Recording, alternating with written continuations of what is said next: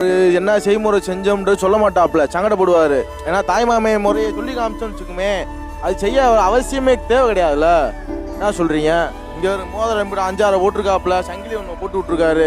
அந்த சபையில இம்பிட்டு சங்கிலி மோதிரத்தை போட்டான்ற பேர் இருக்கணும்ல. சங்கிலி ஒரு 5 பவுனுக்கு, மோதிரம் ஒரு 4 பவுனுக்கு. இது 10வது குறைக்கு கிளவி செத்தது அன்னைக்கு ஒருத்தவங்க எங்க சொந்தக்காரங்க சொல்றாங்க, இது என்ன வீடு, வசதிக்கு ஏத்த மாதிரி தான் கட்டிருக்கீங்கன்றாங்க.